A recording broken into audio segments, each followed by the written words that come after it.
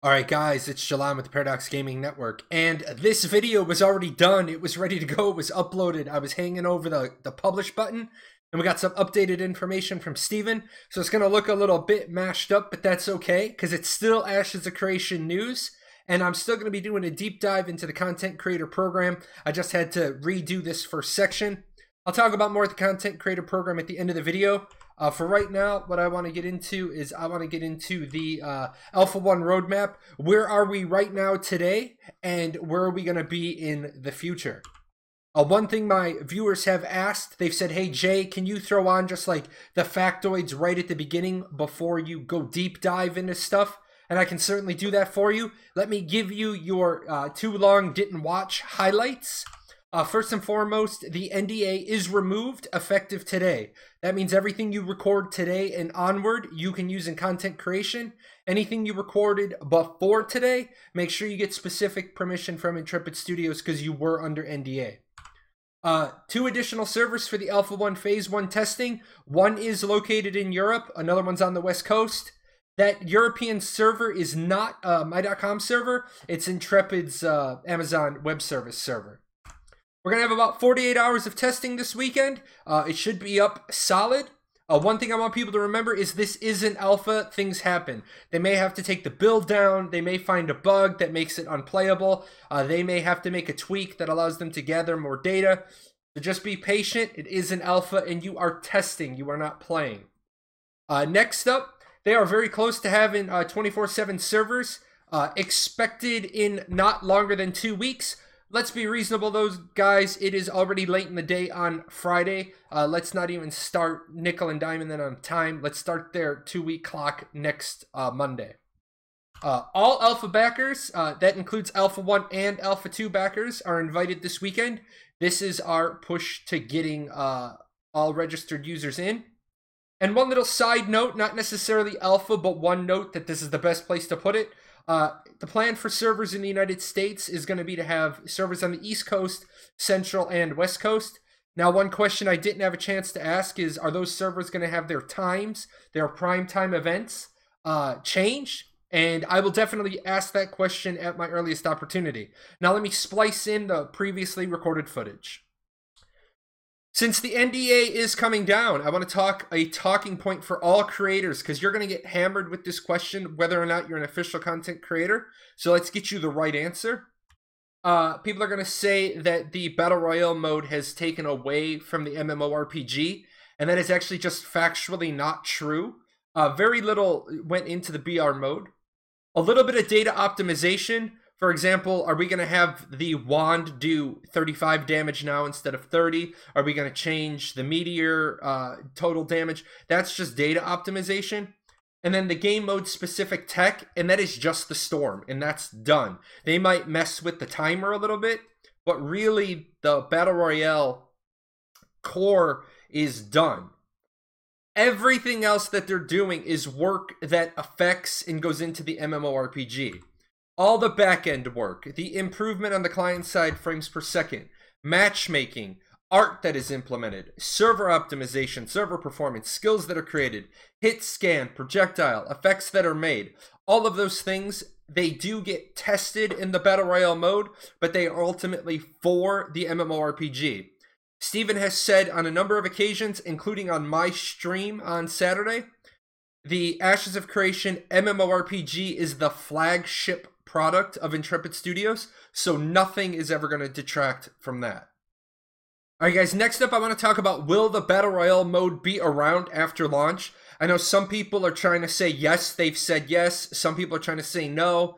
The truth is that in the last stream they said maybe, and today Steven's answer is maybe, and it really just depends on the reception of the community. This mode can act as a player acquisition funnel. It allows people to get immersed in the world of Ashes of Creation. They get to experience the art, the assets, the world, the environment, the feel, the soundtrack, just how a little taste of it. And they get to feel the action side of the combat. If you love the Battle Royale mode, when you get into testing, make sure on the forums, on your feedback, on content creator stuff, you say, I absolutely love it. Now, normally I would tell people if you think it sucks, don't say it sucks and leave it at that. I'd say I don't like it because. But in this case, I'm going to tell you if you think it sucks, say it sucks. ... Here's why. Please give a here's why. Otherwise, the it sucks gets just whitewashed against a someone who says it's good, someone who says it sucks. That's just evening out. Give constructive feedback. Now, when will we be testing the PvE modes, those MMORPG aspects? A lot of people are upset that this Battle Royale Castle Siege Horde mode testing got put in front of the MMORPG testing. And that's really because Intrepid listened. They said, oh, hey, a big concern is combat. Well, let's move all combat testing to the front. Well, MMORPGers, they want to know when are we going to be testing our stuff. Well, Alpha Zero had 24 mob variants and 2 raid bosses. They had 4,000 mobs in a 16 square kilometer area. So they had, you know, stuff to run around and kill. Now, yes, I'm going to say they weren't the most intelligent mobs. I played Alpha Zero. I'm allowed to talk about it now. But it was early on. It was seeing, can we build the world? Can we populate the world? They've done that. Now, in Alpha 1 Phase 1 Horde mode is when we're going to be testing more mob AI. Traditional PvE stuff will be in Alpha 2 testing, and that's when you're going to see the persistent server, the character progression, the level progression. That's when you'll get high tab targeted mixed with action. That's when you'll have your hybrid. So that's PvE. That is Q3 of next year. When will we be testing objective-based combat, Battlegrounds? Again, I just talked about how they did an entire combat testing phase for about 7 months ahead of the MMORPG testing. But everything that we do in this action combat testing goes back into the MMORPG. The decision was made to put the game in the hands of the players. That meant the Battle Royale mode with no objectives came first. So they could start that initial data gathering and other goodness. All that server load, matchmaking, all those other things that have to get done at some point. They're just doing them now at the front. Castle Siege mode is coming at the end of December 2018. While not identical to Battlegrounds, the tech that is used to do Battlegrounds is the same tech that'll be used for Castle Sieges. And got it from Steven direct that even though Battle Royale didn't start exactly when they wanted to, they still have team members that are working on the Castle Siege mode while they're doing all this fine-tuning using the Battle Royale mode. So as of today, the timeline to start Castle Siege mode is still the end of December 2018. Nodes in alpha testing will be the same as in the live game. Starting with Alpha 2, yes. This has been a big question for people. They're afraid people are going to know the whole map and have wikied out the map. And yes, unfortunately, starting with Alpha 2, you are going to start to see the static live map. It's not desired to let people see things early, but you have to test to ensure that the positions you've chosen do in fact not have bugs or little oddities. Not alpha directly related, but always a hot topic with people. Are we going to see Halloween cosmetics? No, we're not. The rationale behind this is people got kind of a lot of pushback to Intrepid. They kind of rabble-roused a little bit with the Valentine's Day stuff. So they decided not to do any real connected to real-world event cosmetics. But this month's flavor will be darker. So this is one thing. We need to make sure we're getting a lot more community outrage or community outreach, depending on which side of the fence you're on. A lot of people only talk if they're unhappy. If you really like something, make sure you're saying you really like it. For example, Jahlon doesn't like Stufferton. You've seen it numerous times. Steven directly spoke to me about Stufferton. However, I've made sure on several occasions to say how much I do like the Scale Runner. It would be great if people say things good and bad. Lore. Everybody's always happy about lore. People want lore. We have a little bit of lore on the Battle Royale mode. I'm not going to talk about that today. But we'll be getting more lore than we already have. And we're also going to be getting lore for the Castle Sieges and the Horde modes for how they fit. And I'm going to tell you guys, any lore is a lore insight, so I'm happy to get absolutely any lore that we can get out of Steven. I'll take it. Even if it's a snippet, one word, one sentence, I will always take that. That's it for the news. Now I'm going to talk about the content creator program so people can know really what my relationship with Intrepid is. And then if you're trying to become a content creator, I'm going to give you both the official and the behind the scenes look. So this might help you how you're going to do your thing. So really, first and foremost, you guys got to realize that there are benefits to being a content creator. You do get access to Alpha 1 even if you didn't buy into it. The big thing that is always the tangible reward, exclusive digital cosmetics, both for yourself and your audience. People love cosmetics. Having been a content creator for another game, cosmetics always went over well. And then beta 2 keys to give away to your subscribers based on affiliate benchmarks.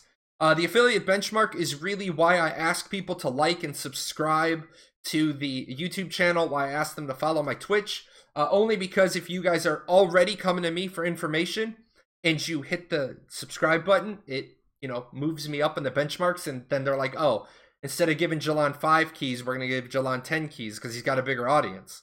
And do this for all your favorite content creators. It helps them in a lot of different ways. I'm going to talk about that again in just a second.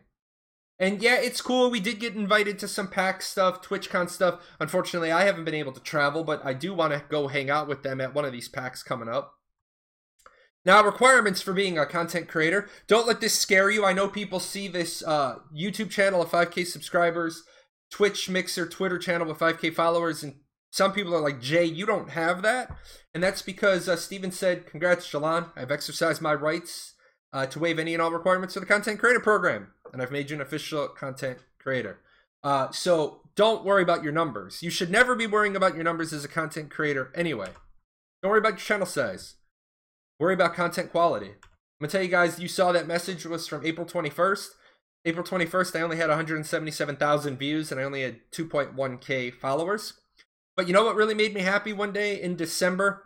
I'll never forget, I logged on and I saw this comment. It made me really happy. Somebody asked Steven, hey Steven, how you doing? And Steven said, good, I'm watching Jahlon's latest Ashes video. I'm going to tell you, having the boss look at your stuff comes with, some responsibility. With great power comes great responsibility, Spider-Man. What's Steven's expectation of his creators? Number 1, provide accurate information. I have had the boss on 2 occasions. It's always math with me. One thing was in chat, I said a number about the size of the map, and he was like, where did that come from? And I was wrong. I was, the way my brain does math, I did math wrong. And then on another one, I know Steven watches the official content creators because Steven said, hey, I saw your new video. And at this timestamp, you have a mistake. And I was like, uh-oh. So I got off. I was playing Heroes, I think, got off, made the correction. That's the expectation. Provide accurate information. Obviously, spread news. Combat the edge of the transparency sword. Everybody knows that the full transparency sword is a double-edged sword. On one side, you want to be as transparent as possible. You want people to know everything you're doing. Keep nothing in the shadows. On the other side of the fence is nobody likes to see how the sausage is made. And there's a lot of misinformation and not understanding. Most recently, Ashes of Creation is a battle royale game now. No, but that's what people were saying. And effectively communicate Intrepid's intentions. I don't think these are too out of bounds for expectations. What Steven is not asking creators to do, and specifically has said, I'm not asking you to do, he's not asking them to evangelize. He's not asking you to go out there and face the angry masses. He's not asking you to just say all positive things. Steven has never once told me I can't say things the way I want to say them. As long as I'm accurate, that's all he cares about. If I'm putting a negative spin on something, as long as it's accurate, he's like, it's accurate. If you're wondering what I'm referencing, I'm talking about the my.com, the 2 videos I did on my.com. He's not asking you to market. He's not asking you to hawk packs. He's not asking you to tell people to buy stuff. He just wants you to say, hey, this is what's available, and just leave it at that. He's not even really asking us to do that.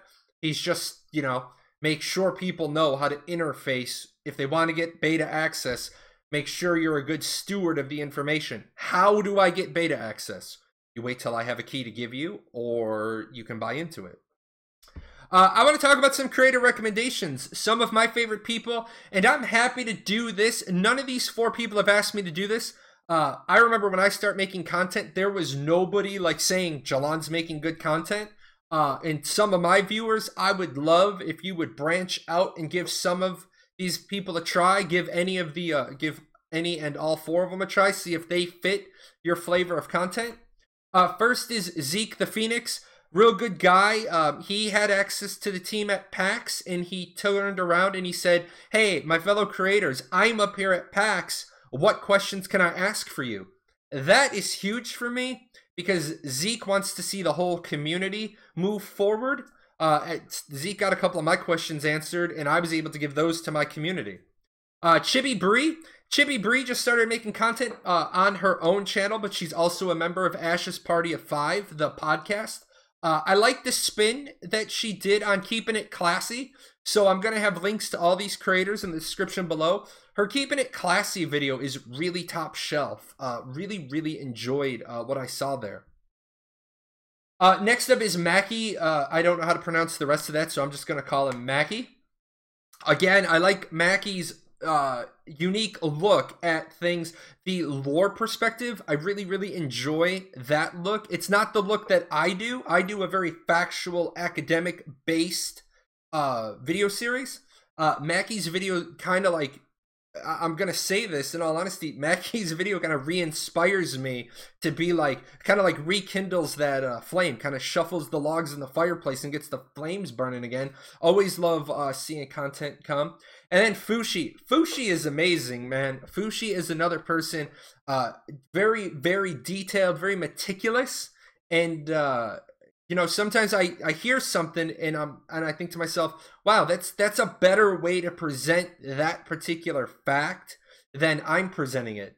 So I don't consider any of these guys my competition. I consider all 4 of these creators my peers, and I want to see all of us move forward. So if you're one of my fans, I'm going to ask you to try to check on just one of them. But if you can, try to just view one of all 4 of their videos just to see if they're a news source you can get some insights from. And that's it, guys. A lot of information at the beginning, a lot of subjective stuff at the back. The content creator program, especially with my recommendations. I want to make sure I say this. There are a ton of content creators out there. I don't get to all of you every day, every week. I do use 2 wikis in particular. I am desperately trying to cite other wikis occasionally. I'm gonna talk about those.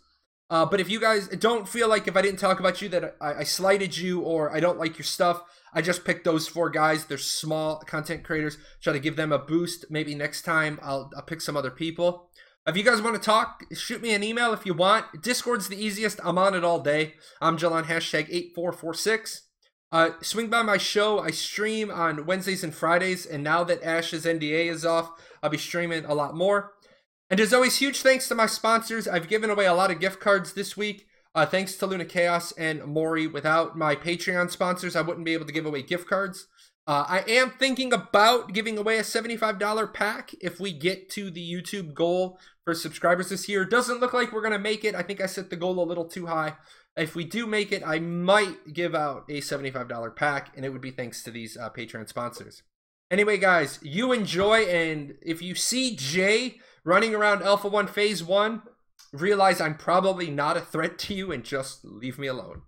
Take care, guys. Hey, where are you going? You're not done yet. See these videos? There's videos up here to watch. You gotta go over here. Hit the chibi. Subscribe to the channel. Check out the webpage. And I'll see you guys on Twitch.